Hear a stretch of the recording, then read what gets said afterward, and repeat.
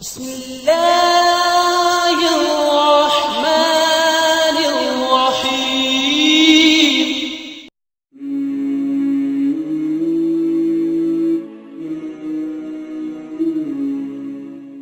اب ہمارا اگلا موضوع جو ہے کہ جو روحانی علاج جو ہے یہ ہم نے کیسے کرنا ہوتا ہے۔ اب اس کے لیے ہم نے پہلے شروع میں پڑھا ہے جادو اور جن۔ بعض اوقات انسان کے اوپر جادو اثر انداز ہو رہا ہوتا ہے، بعض اوقات جن اثر انداز ہو رہا ہوتا ہے۔ ان دونوں کا روحانی علاج کا طریقہ ملتا جلتا ہے۔ جنوں کا تھوڑا سا فرق ہے، لیکن جو بیسکس ہیں آج میں آپ کو وہ بتاؤں گی کہ ان کا علاج کیسے ہم نے کرنا ہوتا ہے۔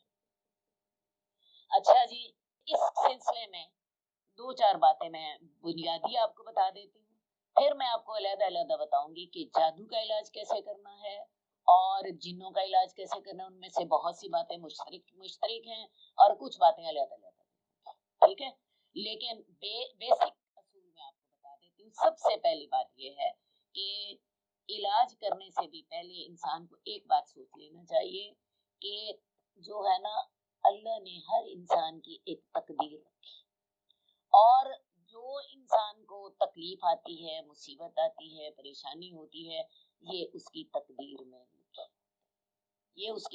میں لکھی ہوتی ہے۔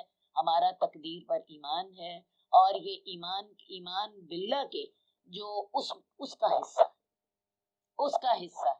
اللہ تعالیٰ نے یہ جو تقدیر ہے انسان کائنات پیدا کرنے سے 50,000 سال پہلے، تو اس لیے ایک بات سمجھ لیجیے کہ جو بھی ہمیں مشکل آتی ہے، جو بھی مصیبت آتی ہے، یہ ہماری تقدیر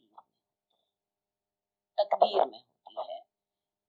اور جنات یا جادو، یہ بھی جو ہمیں نقصان پہنچاتے ہیں، یہ بھی ہماری تقدیر میں لکھا ہوتا ہے۔ بالکل اسی طرح جیسے کسی کی تقدیر میں یہ لکھا ہوتا ہے کہ فلاں شخص جو ہے اس کو گولی لگ جائے گی اور وہ دشمن کے پستول کی گولی سے مر جائے گا، یا فلاں شخص جو ہے فلاں بیماری کے اثر سے مر جائے گا۔ اسی طرح کسی کی تقدیر میں یہ بھی لکھا ہوتا ہے کہ فلاں شخص جو ہے وہ جادو یا جنات کی وجہ سے اس کو موت آ جائے۔ بات سمجھ آ گئی؟ پہلی بات تو یہ ہے کہ ہمارا ایمان ہے کہ سب کچھ جو ہے وہ تقدیر میں لکھا ہوا ہے۔ دوسری بات یہ ہے کہ ہمارا ایمان ہے کہ جن یا جادو یہ ہمیں اللہ کے حکم کے بغیر تکلیف نہیں دے سکتے۔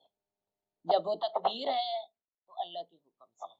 اور یہ بات جو ہے سورہ بقرہ میں جہاں پہ جادو کا ذکر ہے، جو جادو کے سلسلے میں بنیادی آیت ہے، وَاتَّبَعُوا مَا تَتْلُو الشَّيَاطِينُ عَلَىٰ مُلْكِ سُلَيْمَانَ، اسی آیت میں یہ بھی ذکر ہے وَمَا هُم بِضَارِّينَ بِهِ مِنْ أَحَدٍ إِلَّا بِإِذْنِ اللَّهِ، وہ کسی کو بھی اللہ کے حکم کے بغیر تکلیف نہیں دے سکتے۔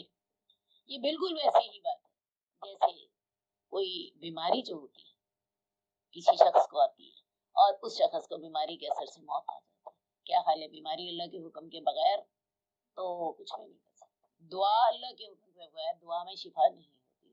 دوائی آپ کھاتے ہیں، شفا کس کے حکم سے ہوتی ہے؟ اللہ کے حکم سے۔ اللہ ہی کا حکم ہوتا ہے تو کسی کی پستول کی گولی اس کی جان لے لیتی ہے، اور اللہ ہی کا حکم ہوتا ہے تو کسی کے جادو یا شیطانی اثرات کے ساتھ اس کی موت ہو جاتی ہے۔ تو یہ باتیں بنیادی یاد رکھیے، ہر کام اللہ کے حکم کے ساتھ ہوتا ہے، ہر حکم اللہ ہی کا چلتا ہے، اور یہ چیز ہماری تقدیر میں لکھی ہوتی ہے۔ دوسری بات یہ یاد رکھیے کہ اللہ تعالیٰ نے ہمیں ہر بیماری کا علاج کرنے کا حکم دیا ہے۔ جیسے بیماریاں اللہ کی طرف سے ہیں، اسی طرح شفا کا بھی حکم ہے۔ رسول اللہ صلی اللہ علیہ وسلم خود بھی علاج کرتے تھے۔ آپ پہ جادو ہوا ہے تو آپ نے بھی اس کا علاج کیا ہے۔ اسی طرح اگر کسی پر جادو کا اثر ہو یا جنات کا اثر ہو تو علاج کرنا سنت۔ دوسری بات یہ ہے، اور آپ نے خود بھی، آپ کو پتا ہے، آپ پر جب جادو ہوا ہے تو معوذتین کے ذریعے آپ نے علاج کیا۔ اسی طرح رسول اللہ صلی اللہ علیہ وسلم جب مرض الموت میں گرفتار ہوئے ہیں، آپ کو پتا ہے اپنے زندگی کے جو آخری 2 ہفتے ہیں اس میں آپ بیمار رہے ہیں، اور اسی کے بعد پھر آپ کی وفات ہو گئی ہے، تو رسول اللہ صلی اللہ علیہ وسلم نے اس میں اپنا علاج بھی کیا ہے۔ تو لہٰذا علاج بھی کرنا چاہیے، تو ہمیں یہ جادو کا اور جنات کا بھی علاج کرنا چاہیے، ٹھیک ہے نا؟ یہ ہو گئی بنیادی باتیں۔ اب آگے چلتے ہیں کہ یہ جو روحانی علاج ہوتا ہے، اس سلسلے میں بھی ایک بات سمجھ لیجیے کہ شفا اور صحت اللہ کے حکم سے ہوتا ہے۔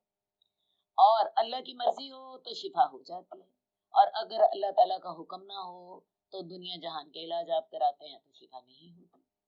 روحانی علاج کا دار و مدار دم پر ہوتا ہے، دعا پر ہوتا ہے، آیات قرآنیہ پر ہوتا ہے۔ اس میں کامیابی کے لیے کون سا طریقہ ہمیں استعمال کرنا ہے؟ اللہ کی رضا۔ ایسے ہمیں طریقے اختیار کرنے ہیں جس سے اللہ راضی، اللہ کا قرب حاصل کرنے کا طریقہ ہمیں اختیار کرنا ہے، اور ہر لمحہ اس کی فرما برداری اختیار کرنی ہے، تبھی تو اللہ کے حکم سے شفا ہوگی۔ ہمارے دم میں، ہمارے درود میں دعا وغیرہ ہم کر رہے ہیں، تو لہٰذا یہ دعا اور دم تب اثر کریں گے جب انسان اللہ کا فرما بردار، اللہ کو راضی کرنے کی کوشش کرے گا، اس کی فرما برداری کرنے کی کوشش کرے گا، ورنہ عین ممکن ہے کہ علاج کرنے والا اور کرانے والا اپنے مقصد میں کامیاب نہ ہو۔ اس لیے جس شخص نے علاج کرانا ہے وہ بھی، اور جس شخص نے علاج کرنا ہے، ان دونوں کو پکا اور سچا فرما بردار کرنا چاہیے۔ یہ بات بنیادی طور پہ میں نے آپ کو بتایا کہ روحانی علاج کی میں آپ کو بیسکس بتا رہی ہوں، تو اسے چاہیے کہ علاج کرنے والا بھی اور علاج کرانے والا اپنے آپ کو اللہ کا فرما بردار بنائے، استغفار کرے، جو پرانے گناہ ہو گئے جن کے نتیجے میں شیطان نے اس پر قابو حاصل کیا، تمام گناہوں سے استغفار کرے، آئندہ گناہوں سے بچنے کا وعدہ کرے، اللہ کے احکامات کی پابندی کرے، حرام کاموں سے بچے، تو تب علاج کا فائدہ ہوگا۔ اگر انسان جو ہے علاج بھی کرا رہا ہے اور ساتھ حرام کام بھی کر رہا ہے، فرائض کی پابندی بھی نہیں کر رہا، تو میں آپ کو بتاؤں علاج کا فائدہ نہیں۔ علاج کرنے والوں کا بھی ان باتوں کا پابند ہونا چاہیے، اور علاج کرانے والے۔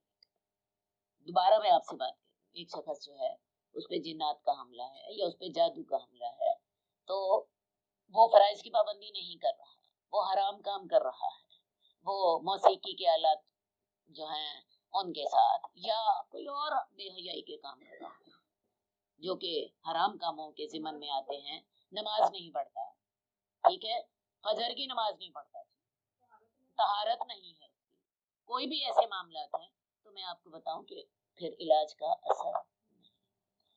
تو علاج کرنے والے کو بھی اور علاج کرانے والے کو بھی چاہیے اپنے گناہوں سے استغفار کرے، آئندہ گناہوں سے بچنے کا وعدہ کرے، فرائض کی پابندی کرے، حرام کاموں سے بچنے کی کوشش کرے، جن گناہوں سے اللہ نے روکا ہے ان سے رکنے کی کوشش کرے۔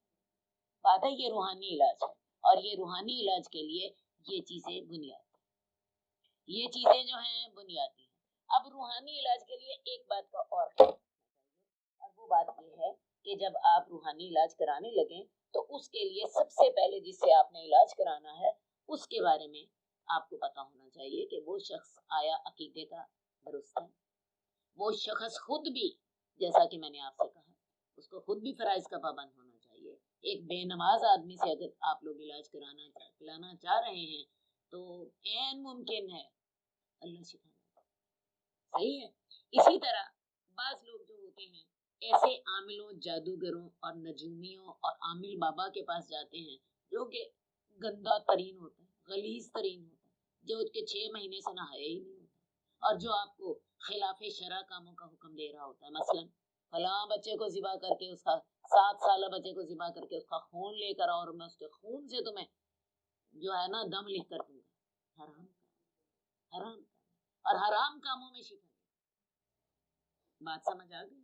تو لہٰذا روحانی علاج جب کرانا ہے تو روحانی علاج کرانے کے لیے ایسے معالج کو ڈھونڈیں جس کا عقیدہ درست ہو، جو متقی ہے، کم از کم فرائض کا، کم از کم ظاہری حرام چیزوں سے بچتا ہو، کم از کم ظاہری حرام چیزوں سے بچتا ہو، اس کے ساتھ علاج کریں۔